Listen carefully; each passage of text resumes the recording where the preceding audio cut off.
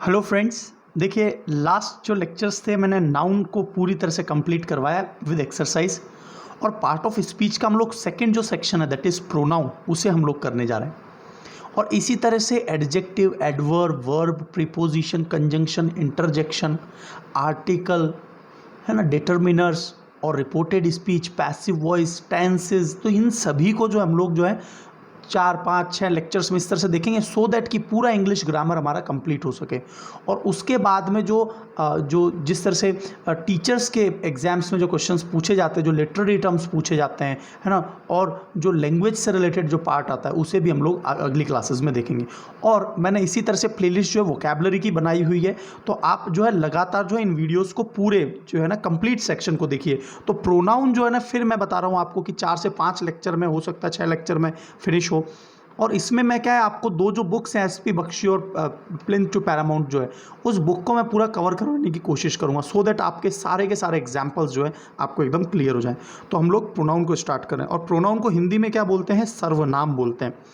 तो देखिए प्रोनाउन क्या होता है कि भाई बार बार जो है कोई भी, जिसे मान लीजिए पैसेज है तो हम लोग बार बार राम राम राम यूज़ कर रहे हैं, यदि वो एज ए सब्जेक्ट काम कर रहा है, मेन एज ए एक्टर काम कर रहा है किसी एक पैसेज में, तो उसकी बजाय हम जो राम के लिए ही बोलना पसंद करेंगे।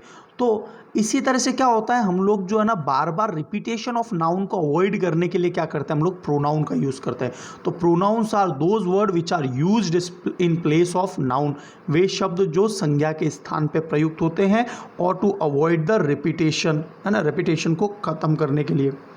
अब देखिए सबसे पहले तो हम लोग क्या पढ़ेंगे, प्रोनाउन के प्रकार पढ़ लेते हैं, टाइप्स ऑफ प्रोनाउन। तो इसमें सबसे पहला जो प्रकार है वो है पर्सनल प्रोनाउन, जो व्यक्तिवाचक जो सर्वनाम है उसके बारे में बात करेंगे। तो आपने हमेशा देखा होगा फर्स्ट पर्सन आई और वी होते हैं, सेकंड पर्सन जो होता है वो यू होता है, he she it they third person होते हैं, है ना। और ये किस आधार पर, जो बोलने वाला है ना, जो जिसमें मैं शामिल हो गया वो फर्स्ट पर्सन, मैं जिससे बात कर रहा हूँ मेरे सामने है वो सेकंड पर्सन, और जिसके बारे में बात हो रही है और वो हमारे बीच में नहीं है, जिसके बारे में बात हो रही है वो थर्ड पर्सन होता है। तो ये बात आपको एक क्लियर हो गई। तो देखिए यहाँ पर एक बहुत अच्छा एग्जाम्पल दे रखा है कि ये फर्स्ट पर्सन है आई वी, यू सेकेंड पर्सन है, ये रहा you second person, third person he she it दे जो है ये सेकेंड पर्सन है। अब देखिए ये जो केस है ये सारे के सारे सब्जेक्टिव केस चल रहे हैं। अब आपने एक चीज़ तो देखी होगी हमेशा कि देखिए, एक आपने क्या चीज़ देखी है कि देखिए हमेशा subject plus verb plus object. तो जब भी सब्जेक्ट जो है जो करता है ये सब्जेक्टिव केस कहलाएगा, यदि ये वर्ब से आगे लिखा जाए तो। यदि वर्ब के पीछे जाएगा तो हमेशा ऑब्जेक्टिव केस का प्रयोग होता है। तो हमें पता होना चाहिए कि आई का ऑब्जेक्ट जो है मी होता है, इसका मतलब ही बीट्स मी, वह मुझे पीटता है। तो यहाँ पर ही बीट्स मी, तो ये मी यहाँ पर ऑब्जेक्ट है, ये सब्जेक्ट है, और इसीलिए चूंकि ऑब्जेक्ट है इसीलिए हम क्या कर रहे हैं, ऑब्जेक्टिव यूज़ कर रहे हैं केस। और ये सब्जेक्टिव केस है इसलिए ही का प्रयोग किया जा रहा है, हिम को यहाँ पर आगे शुरुआत में नहीं लिख सकते। तो ये एक बेसिक सी बात है, आपको बहुत क्लियर होंगी अच्छे से।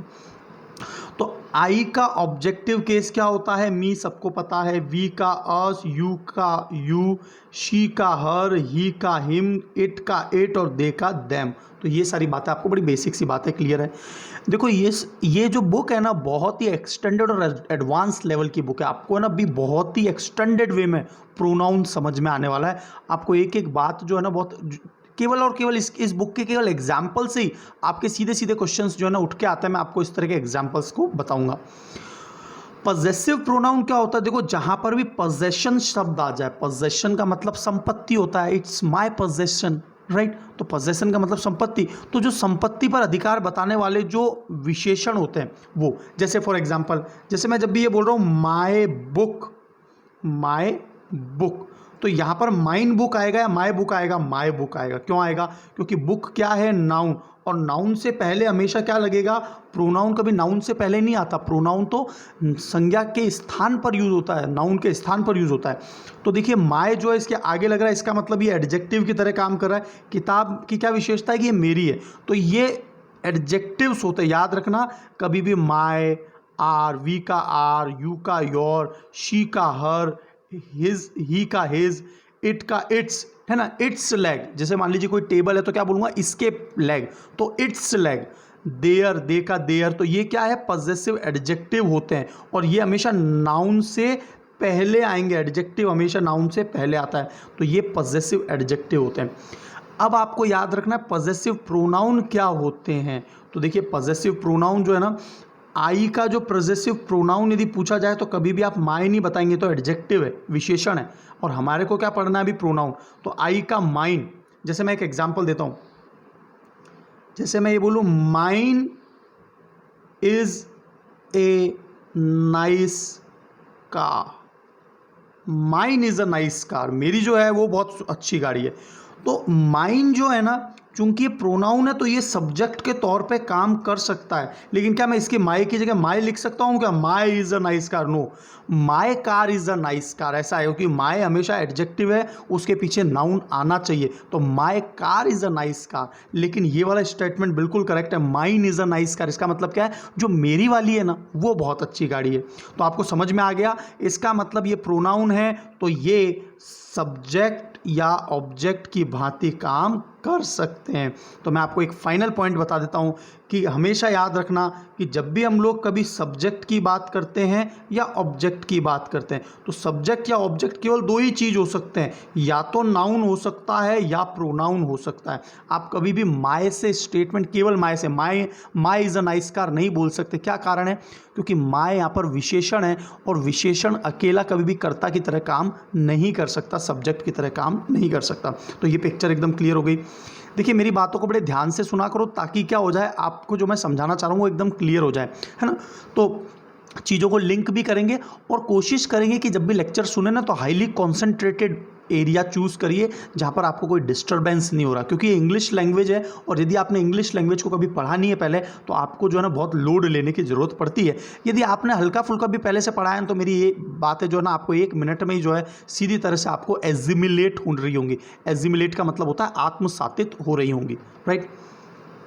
अब देखिए तो ours is a great house, हमारा वाला जो है ना वो बहुत अच्छा मकान है, तो आर्स, यू का योर्स, इसीलिए योर्स ओबीडियंट आता है, आपका आज्ञाकार। योर्स का मतलब क्या है कि वहाँ पर वो एक तरह से सब्जेक्ट, योर्स ओबीडियंट, ठीक है, तो योर्स ओबीडियंटली, और ओबीडियंटली क्या है, वो तो एडवर्ब की तरह काम करा। हर्स है ना, hers is a nice purse, ठीक है, हिज का हिज ही रहता है, क्योंकि यहाँ पर है ना डबल एस लगा देंगे तो एक नया वर्ड बन जाएगा, उसको क्या बोलेंगे, HISS। और हिस का मतलब क्या होता है, सांप जो ध्वनि निकालता है, हिसिंग साउंड।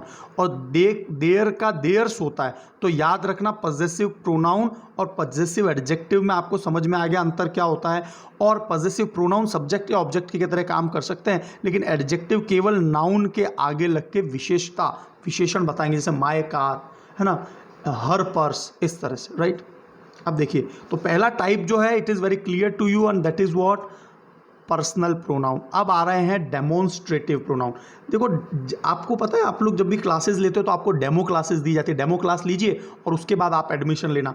तो वो डेमो शब्द इसी डेमोन्स्ट्रेशन से बना है। डेमोन्स्ट्रेशन का मतलब प्रदर्शन करेंगे हम आपके आगे, आपको अच्छा लगता है तो बहुत अच्छी बात है, अदरवाइज आप किसी और कोचिंग सेंटर को ज्वाइन कर लें। तो इस तरह की बातें जो है ना, तो वो डेमो शब्द यहीं से आया है। तो डेमोन्स्ट्रेटिव प्रोनाउन कौन होता है, जो इंडिकेट करते हैं, जैसे दिस, दैट, दीज, दोज। अब दिस जो है पास वाली वस्तु के लिए, दैट जो है वो दूर वाली वस्तु के लिए, दीज जो है पास की वस्तुओं के लिए लेकिन प्लूरल फॉर्म है, दिस सिंगुलर है, ये दूर की वस्तुओं के लिए लेकिन ये प्लूरल फॉर्म है। तो जैसे मैं एक एग्जांपल दूं, दीज आर स्टार्स, तो मैं कभी दीज बोल ही नहीं सकता, क्योंकि क्या तारे हमारे पास में है क्या, नहीं है। तो हमेशा क्या बोलूंगा, दोज आर स्टार्स, दोज, क्योंकि वो दूर हैं, इंडिकेट किया जा रहा है दूर के लिए। तो आप हमेशा याद रखना कि कई बार क्या होता है कि इस तरह के प्रश्न मैंने आजकल आने लग गए हैं कि दीज और दोज में भी अंतर आने लग गया। तो आपको यदि इस स्टेटमेंट में ये मीनिंग क्लियर हो रहा है कि वो जो वस्तु है वो पास में है, तो दीज का प्रयोग होगा और प्लूरल है, और यदि प्लूरल ही है और दूर है वस्तु तो दोज का प्रयोग होगा। तो ये बात क्लियर है।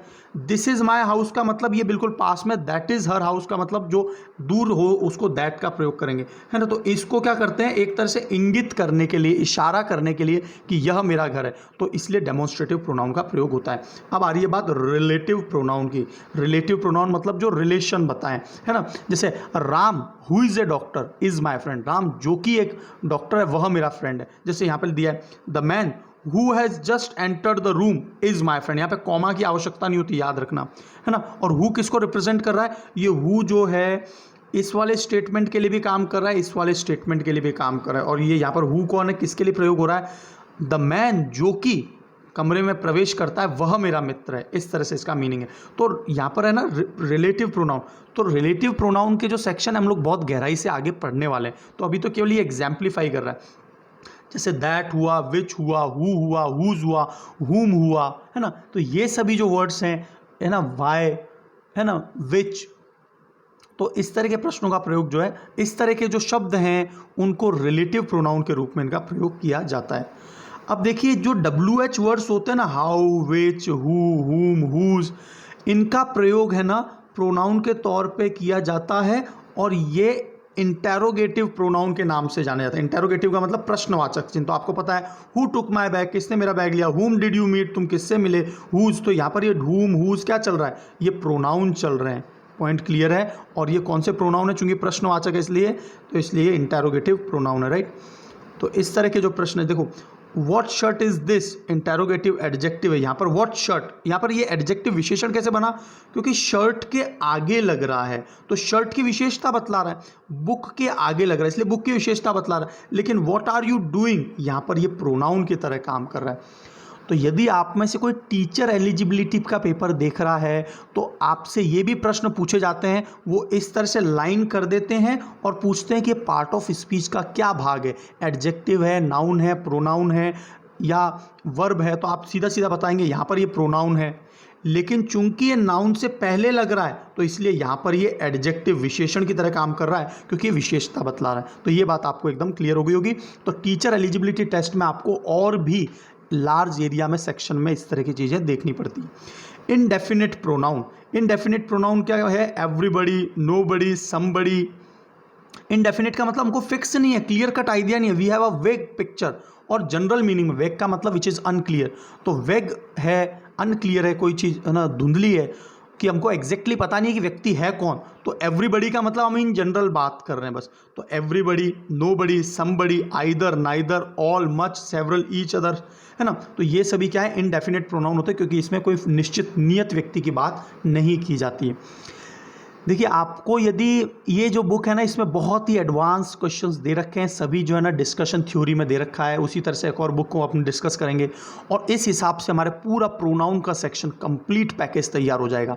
और उसके बाद यदि आपकी किसी प्रकार की एरर आती है ना, तो आप ऐसा नहीं हो सकता कि वो आपने एरर नहीं देखी हो, तो केवल मेरे लेक्चर्स ही जो है ना आपके लिए मोर देन सफिशियंट है, आई मेक यू एश्योर, है ना।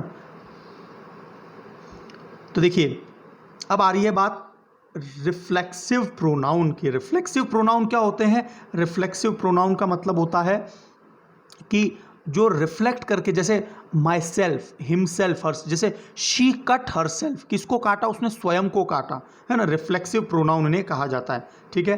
तो शी कट हर सेल्फ, तो कुछ ऐसे पर्टिकुलर वर्ड्स होते हैं जिनके बाद हमेशा रिफ्लेक्सिव प्रोनाउन का प्रयोग किया जाता है। तो रिफ्लेक्सिव प्रोनाउन का मैं आपको रूल बता देता हूँ।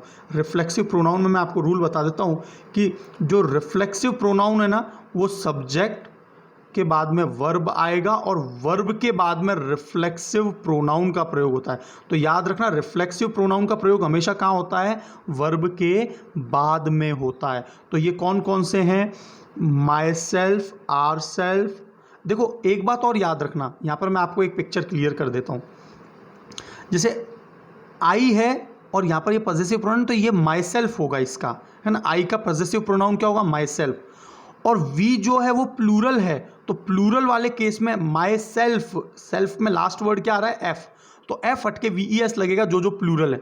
तो आर सेल्व्स आएगा, क्या आएगा, हमेशा आर सेल्फ कुछ नहीं होता, याद रखना, OURSELF, ये तो कोई वर्ड ही नहीं है, हमेशा क्या आएगा, एफ हटेगा और OURSELVES, आर सेल्व्स हमेशा प्लूरल फॉर्म में आएगा। तो ये पॉइंट क्लियर है आपको। इसी तरह से योर सेल्फ भी होता है यदि एक व्यक्ति है सामने, और योर सेल्व्स भी होता है, तो इसमें दोनों केसेस क्लियर है। योर सेल्व्स भी होगा, योर सेल्फ भी होगा। हर सेल्फ सिंगुलर है, हिम सेल्फ, यहाँ पे याद रखना हिम सेल्फ सिंगुलर होगा, है ना, सिंगुलर है इसलिए।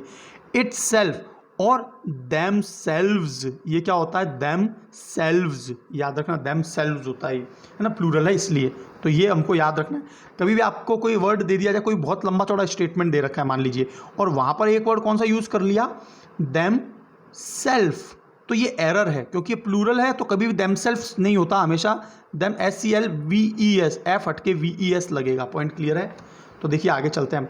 तो ये सभी जो होते हैं वो रिफ्लेक्सिव प्रोनाउन कहलाते हैं। रिफ्लेक्सिव प्रोनाउन का मतलब क्या है कि जैसे she cut herself, she stand herself on the ground, उसने स्वयं को खड़ा किया, है ना, है ना।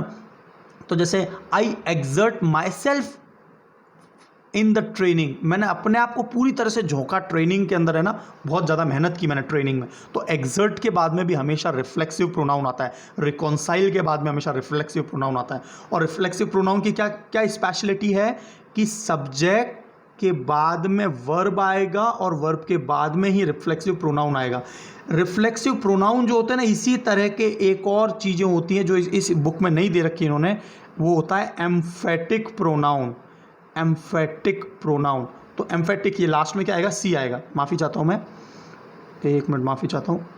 एम्फेटिक प्रोनाउन, तो देखिए एम्फेटिक प्रोनाउन जो है, एम्फेटिक प्रोनाउन, तो एम्फेटिक प्रोनाउन में क्या होता है, देखिए हमेशा सब्जेक्ट के जस्ट बाद में एम्फेटिक प्रोनाउन आता है।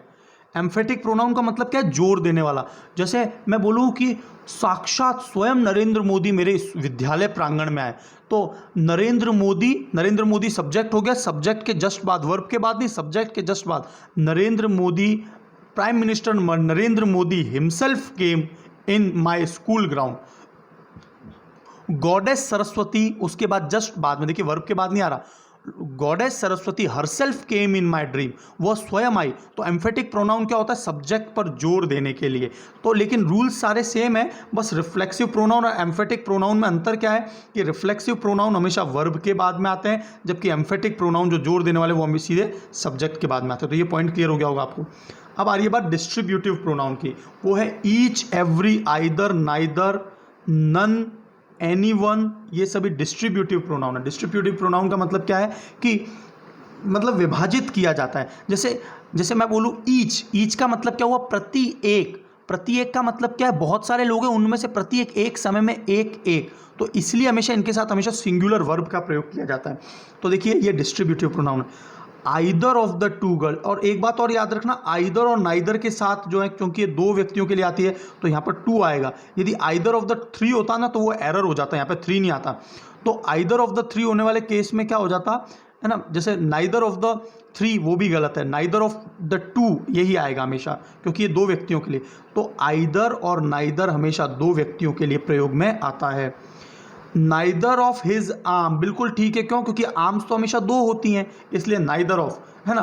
तो ये बात हमेशा याद रखना। कभी भी यहाँ पर नन ऑफ हिज आर्म नहीं आएगा, क्योंकि नन का मतलब तो ज़्यादा के केस में आ रहा है, तो यहाँ पर हमेशा क्या आएगा, नाइदर वाला केस आएगा, है ना। इसके बाद में देखिए you can take either room, either room का मतलब दो में से कोई सा भी एक रूम आप चुनाव कर सकते हैं। डिस्ट्रीब्यूशन है, आपको जो चुनाव करना है वो कर लीजिए, है ना। You can talk to each boy, आप प्रत्येक बच्चे से बात कर सकते हो, तो ये भी डिस्ट्रीब्यूटिव एडजेक्टिव की तरह।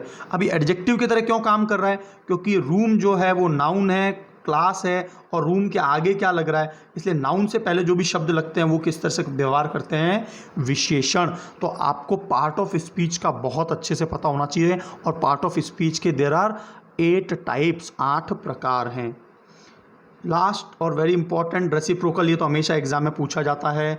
ईच अदर और वन अनादर, ईच अदर हमेशा दो व्यक्तियों के लिए और वन अनादर दो से ज़्यादा व्यक्तियों के लिए। जैसे बोथ की बात करें, both the brothers love each other, चूंकि दो की बात है, बोथ हमेशा दो के केस में आता है, इसलिए ईच अदर आ रहा है। और इंडियंस मतलब बहुत सारे हो गए, तो Indians should not fight one another, तो दो से ज़्यादा वाला केस वन अनादर, और केवल दो वाला केस ईच अदर। तो ये पॉइंट क्लियर है आपको। अब देखिए बहुत ही इंपॉर्टेंट रूल्स की शुरुआत अब होगी, और आप एक एक क्वेश्चन को ध्यान से देखना, क्योंकि एक क्वेश्चन जो है, जो भी रेंडमली पता नहीं कौन सा क्वेश्चन आ जाए और आपको यदि वो क्लिक कर जाता है वहाँ पे, तो you will get 100% marks in English grammar as well as vocabulary, क्योंकि मैं दोनों ही सेक्शन आपको करवा रहा हूँ। तो वोकेबलरी की प्लेलिस्ट अलग से चल रही है। यदि आपको वाकई में लेक्चर्स अच्छे लग रहे हैं तो आप अपने दोस्तों के साथ भी शेयर करें। नेवी, एयरफोर्स, CDA, NDA, है ना, CGL, CHSL, जितने भी इंग्लिश के पेपर है, टीचर एलिजिबिलिटी के, इन सभी में ये कंप्लीट क्यूमुलेटिव पैकेज होगा और आपको है ना इन डेप्थ जो है ना सारा का सारा जो है इंग्लिश पूरा क्लियर हो जाएगा। तो देखिए कुछ वर्ड्स ऐसे हैं जो कि है ना रिफ्लेक्सिवली ही यूज़ करते हैं, कुछ वर्ब्स ऐसी हैं जो रिफ्लेक्सिवली यूज़ होती हैं और उनके बाद में हमेशा रिफ्लेक्सिव प्रोनाउन का यूज़ होता है, जो मैंने थोड़ी देर पहले बताया था। आई का माई सेल्फ, वी का आर सेल्व्स, यू का योर सेल्फ भी है और योर सेल्व्स, शी का हर सेल्फ, दे का देमसेल्व्स प्लूरल, ही का हिमसेल्फ और इट का इटसेल्फ स्वयं। तो ये यहाँ पर रिफ्लेक्सिव प्रोनाउन किससे मतलब होता है? स्वयं। उसने स्वयं को काटा, शी कट हर सेल्फ। तो ये वाली बात याद रखना।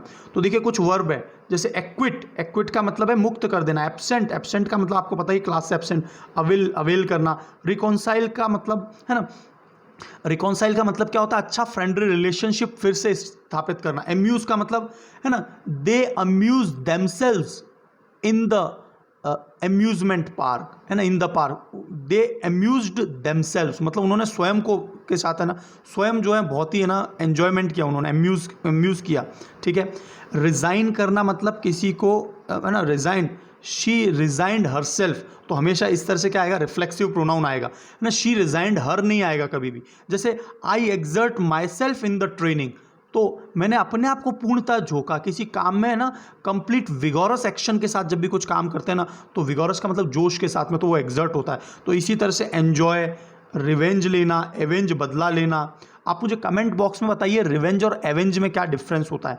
अप्लाई, अडाप्ट, एडजस्ट, प्राइड मतलब गर्व करना, ओवर रीच और स्टैंड, स्टैंड के लिए भी हमेशा ये है STAND, स्टैंड, है ना। She cut her self, cut वाले केस में भी हमेशा क्या आता है? रिफ्लेक्सिव प्रोनाउन का यूज होता है।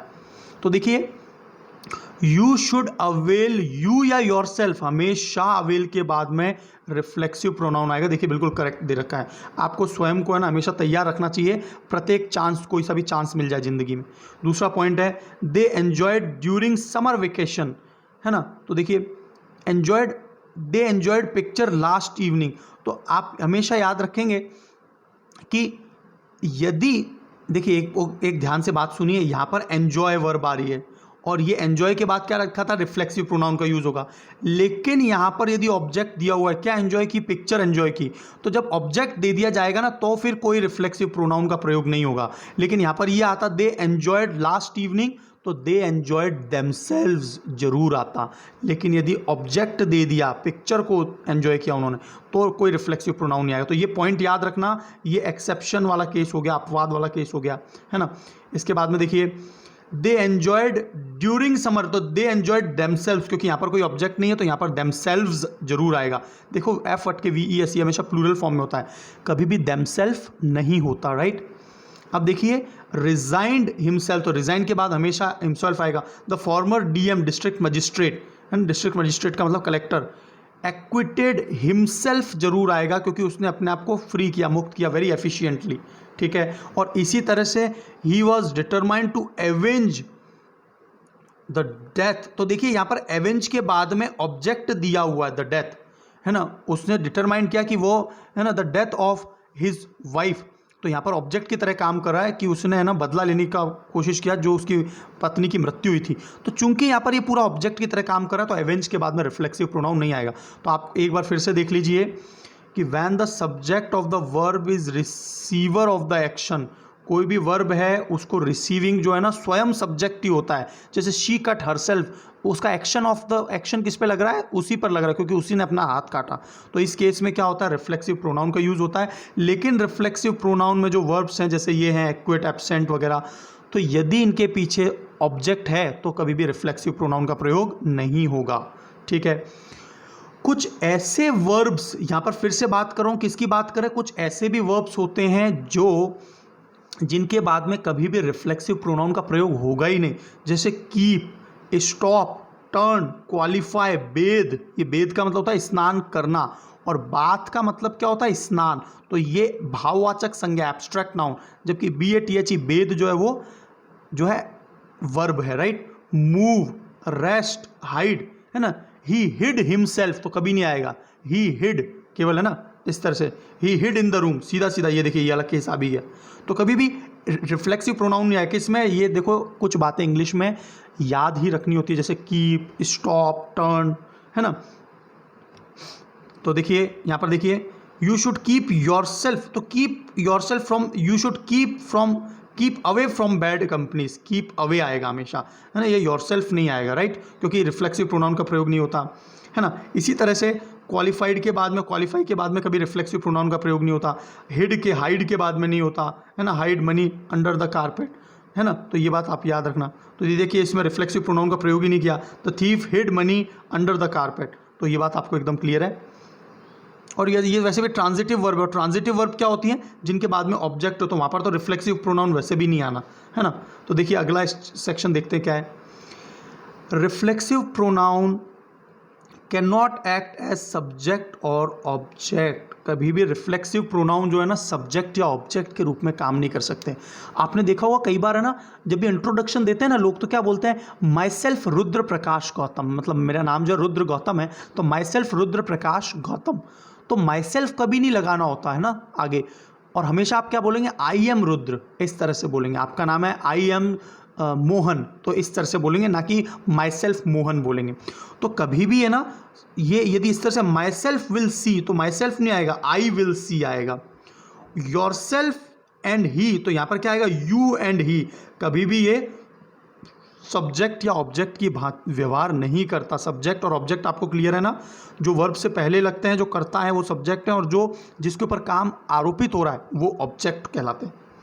आई माई सेल्फ लाइक हिम, तो मैं स्वयं, तो देखो यहाँ पर क्या है, यहाँ पर ये रिफ्लेक्सिव प्रोनाउन नहीं है, यहाँ पर देखिए सब्जेक्ट जो आई है उसके बाद में आ रहा, तो यहाँ एम्फेटिक प्रोनाउन, मैं साक्षात स्वयं उसे पसंद करता हूँ, क्योंकि यहाँ पर वर्ब के बात नहीं, यहाँ पर ये सब्जेक्ट के बाद में आ रहा है, इसलिए ये एम्फेटिक प्रोनाउन है, राइट। एम्फेटिक और रिफ्लेक्सिव प्रोनाउन का डिफरेंस मैं आपको बता चुका हूँ। अब देखिए Raj will do for myself and my, no, यहाँ पर ये ऑब्जेक्ट की तरह काम कर रहा है, तो क्या आएगा, Raj will do it for me and my sister. और एक बात वैसे भी आपको याद रखनी है, जब भी प्रेपोजिशन आए या वर्ब आए, तो नॉर्मली उसके बाद में जो है ना, जो है ऑब्जेक्टिव केस का प्रयोग होता है। ऑब्जेक्टिव का मतलब आई का मी, शी का हर, दे का देम, ऑब्जेक्टिव केस का प्रयोग किया जाता है। नेक्स्ट जो है रूल नंबर 4, वो क्या है, एक एक रूल जो है ना आपको कंठस्थ हैं, आपकी प्रैक्टिस है, क्योंकि इसके बाद में मैं आपको जो हंड्रेड्स ऑफ एक्सरसाइज करवाऊंगा, तब आपका 100% जो है ना चेकमेट प्रोग्राम तैयार हो जाएगा कि आपके प्रोनाउन में किसी भी तरह की एरर आए, you will easily decode the error, है ना, आप आसानी से उसे पता कर सकते हैं। तो देखिए द वर्ब टू बी का मतलब क्या है, is to be, are to be, इस तरह की जो है ना। तो देखिए इट इज़ मी, तो देखो कभी भी इट इज़ कभी भी आए ना, जैसे टू बी फॉर्म, तो इसमें क्या है, इट इज़ आई, हमेशा सब्जेक्ट आता है ना। It is I who am to blame, जैसे मैं एक आपको स्टेटमेंट लिखता हूं, it is I who am to blame, या मैं हूं जिसको है ना आरोप लगाना चाहिए। तो इट इज़ के बाद में हमेशा मी नहीं आएगा, सब्जेक्टिव केस आएगा, ऑब्जेक्टिव केस नहीं आएगा। और हु एम टू ब्लेम, और यहाँ पर चूंकि आई के हिसाब से आया है ना, तो एम किसके हिसाब से आएगा, जो यहाँ पर सब्जेक्ट है उसके हिसाब से। पॉइंट क्लियर है। तो देखिए it is me who have brought you house, तो ये मी के हिसाब से, तो it is I who have brought you house. तो देखिए यहाँ पर ये आपको समझ में आ गया एक चीज़।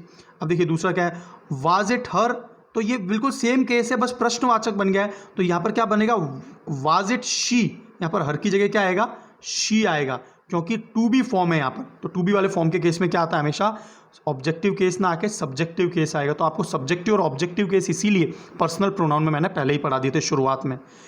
इट विल बी अस नहीं होगा, इट विल बी वी होगा, सब्जेक्टिव केस आएगा। तो देखो ये आपको चेंज क्लियर है। अब आगे चलते हैं रूल।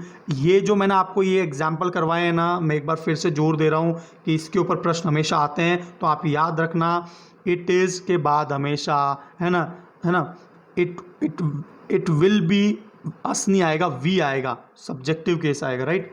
अब देखिए अगला रूल नंबर 5, बिटवीन, कभी भी देखो, याद रखना, मैंने थोड़ी देर पहले बोला था वर्ब और प्रीपोजिशन के बाद में हमेशा ऑब्जेक्टिव केस का प्रयोग होता है। तो बिटवीन क्या है, एक प्रीपोजिशन है, तो इसके बाद यू एंड मी आएगा, आई नहीं आएगा, मी आएगा, क्योंकि ये प्रेपोजिशन है। फॉर के बाद में भी हमने क्या देखा था अभी कि ऑब्जेक्टिव केस, ऑब्जेक्टिव केस का मतलब आई का मी, शी का हर, तो वो ऑब्जेक्टिव केस है। जैसे देखिए, she is teaching Rohit and she, तो यहाँ पर वर्ब आ गया, वर्ब के बाद में ऑब्जेक्ट रोहित है और ये ऑब्जेक्टिव केस, तो यहाँ पर शी की जगह क्या आएगा, हर आएगा, राइट। तो ये बात एक याद रखनी है। लेट का मतलब वर्ब, वर्ब के बाद हमेशा objective case, let them go, तो यहाँ पर देम का प्रयोग होगा, ठीक है। अगला रूल जो आ रहा है वो देख लेते हैं। तो देखिए रूल नंबर 6 क्या कहता है कि एक बहुत ही इंपॉर्टेंट रूल है कि आपको एक ऑर्डर याद रखना होता है, 2-3-1 रूल, 231 रूल, है ना।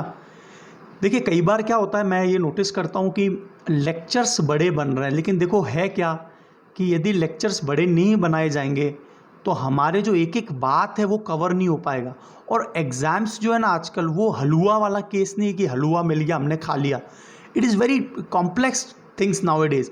और आजकल जो है ना, एक तो एग्ज़ाम से ज़्यादा टफ है कंपटीशन। स्टूडेंट्स इतने एक्यूरेसी के साथ में आंसर्स देते हैं क्योंकि उन्होंने सभी चीज़ पहले से पढ़ रखी होती है। तो इसीलिए आपको जो है ना, ये नहीं सोचना है कि लेक्चर लंबा है, बोर हो गया, अब बीच में आधा छोड़ दिया। You have to cover the complete session so that you will have the complete analysis of the particular topic.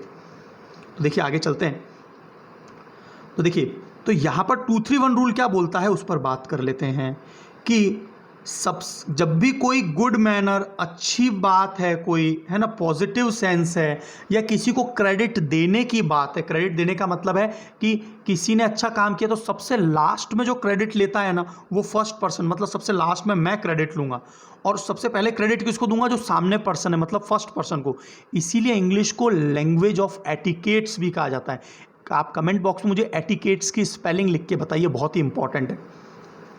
तो देखो क्या होता है कि जब भी मैं सामने वाले को क्रेडिट दे रहा हूं, जैसे you, they and I R responsible of the winning of this match, तो इसका मतलब क्या है, सबसे पहले यू किया सेकंड पर्सन, फिर दे थर्ड पर्सन, और मैंने सबसे लास्ट में क्रेडिट लिया, क्योंकि जीत का श्रेय सबसे लास्ट में मैं लूँगा।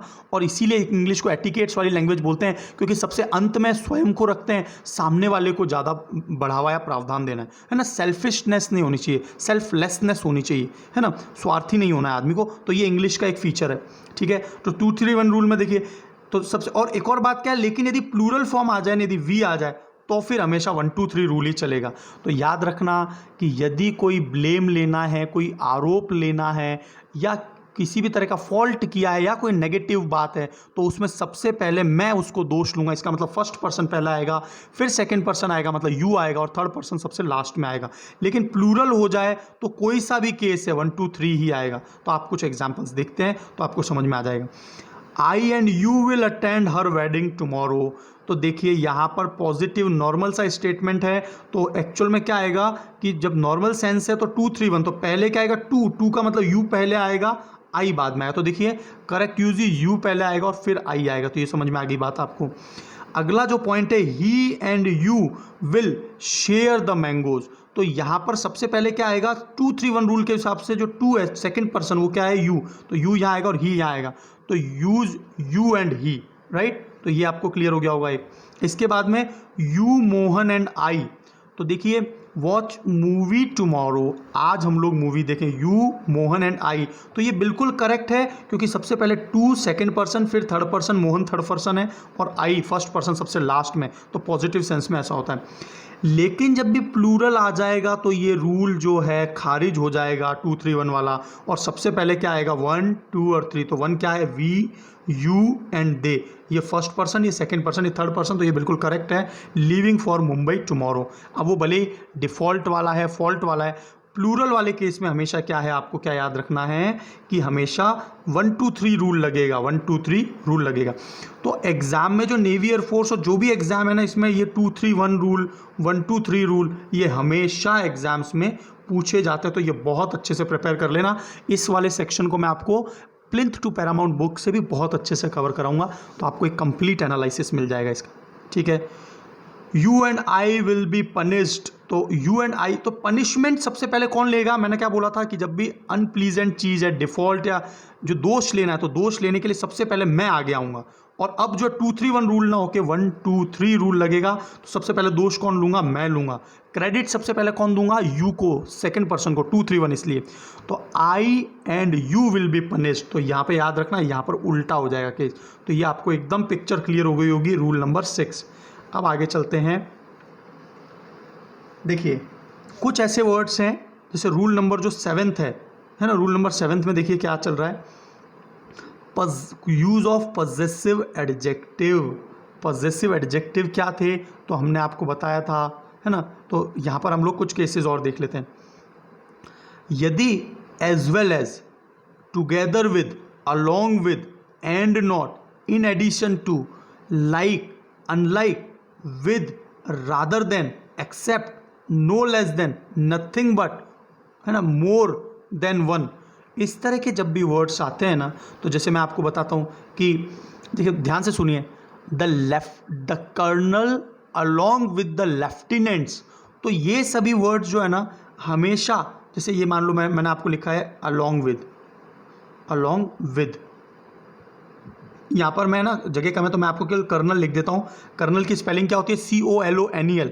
The colonel along with the lieutenant, the lieutenants, यहाँ पे ये प्लूरल है, लेफ्टिनेंट्स, LIEUTENANT, लेफ्टिनेंट्स। तो देखिए the colonel along with the lieutenants, is आएगा या आर आएगा? तो हमेशा याद रखना, ये जो इतने भी जो भी कंजंक्शंस दिए हुए हैं, हमेशा इनमें पहला वाला, तो ये फर्स्ट सब्जेक्ट है, द लेफ्टिनेंट्स जो है वो सेकंड सब्जेक्ट है। तो फर्स्ट सब्जेक्ट सिंगुलर है या प्लूरल है, उसके हिसाब से वर्ब आती है ना। जैसे है ना, राधा एज वेल एज, है ना, Radha as well as they. तो एज वेल एज के केस में हमेशा क्या है? राधा के हिसाब से वर्ब आएगी, दे के हिसाब से नहीं आएगी। राधा क्या है? सिंगुलर, तो इज आएगा। तो ये बात समझ में आएगी। तो राधा फर्स्ट पर्सन है और दे जो है वो सेकंड पर्सन, मतलब सेकंड सब्जेक्ट है। तो फर्स्ट सब्जेक्ट के अनुसार हमेशा वर्ब आती है। तो ये सारे पॉइंट्स है ना, मैं आपको जो एक्सरसाइज है वहाँ पर बहुत अच्छे से कवर करवा दूंगा। As well as, together with, along with, and not. देखो एक एग्जाम्पल देता हूँ बहुत शानदार सा, आई एंड नॉट ही, और आपको अगला स्टेप इज, एम, आर, और मान लो आगे present, I and not he, is आएगा या एम आएगा, आर आएगा, प्रेजेंट इन द मीटिंग। तो देखो आपको हमेशा याद रखना है, आई एंड नॉट ही। तो फर्स्ट सब्जेक्ट कौन है? आई। सेकंड सब्जेक्ट कौन है? ही। तो फर्स्ट पर्सन के अनुसार, फर्स्ट सब्जेक्ट के अनुसार वर्ब आएगी और उसके अनुसार क्या आना चाहिए? एम।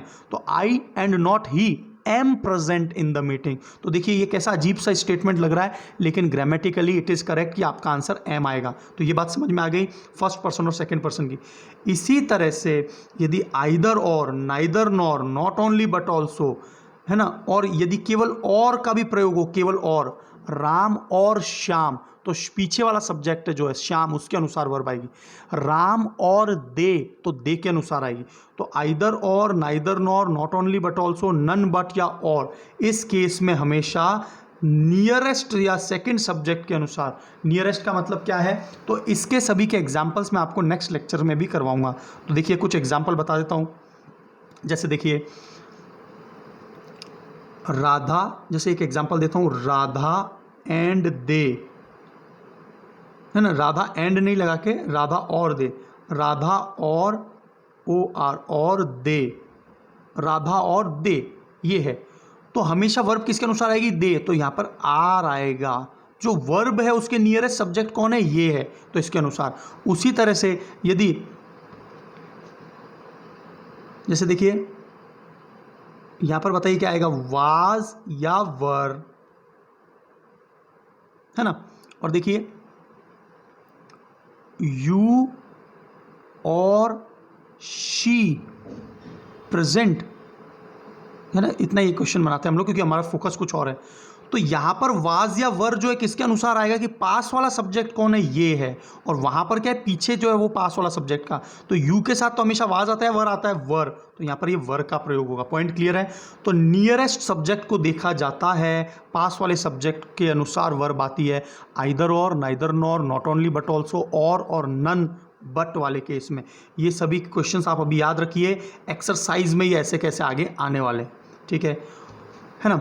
और एक और बहुत ही इंपॉर्टेंट है, जो भी आपने each, every, neither, either, any one, है ना, many, a, more than one, तो इन सभी के साथ में जो है ना, हमेशा सिंगुलर वर्ब का प्रयोग होता है ना, और वन के साथ में भी हमेशा सिंगुलर वर्ब का प्रयोग होता है। तो आपको ईच, एवरी का तो केस पता ही है ना, जो भी डिस्ट्रीब्यूटिव प्रोनाउन है ना, ईच, एवरी, आइदर, नाइदर, उनके साथ में हमेशा सिंगुलर वर्ब।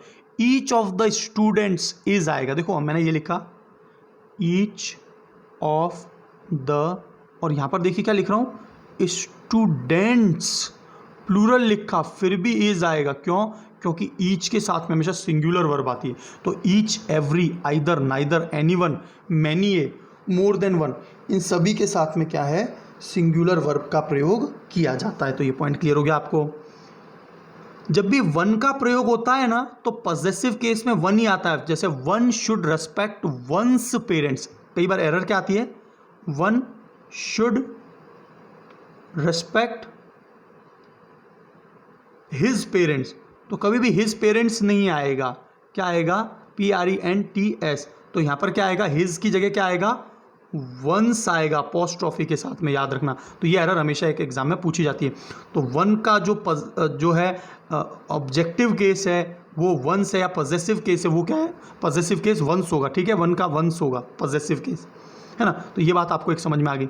अब देखिए हम लोग कुछ डिफरेंट टाइप की एरर्स को और कर लेते हैं। मेरे हिसाब से अभी इस लेक्चर को भी मैं यहीं रोकता हूँ, क्योंकि क्या होगा कि जो है ना बहुत ही ज़्यादा लेंदी हो जाएगा, 40 मिनट्स हो गए हैं। So will continue with the next lecture.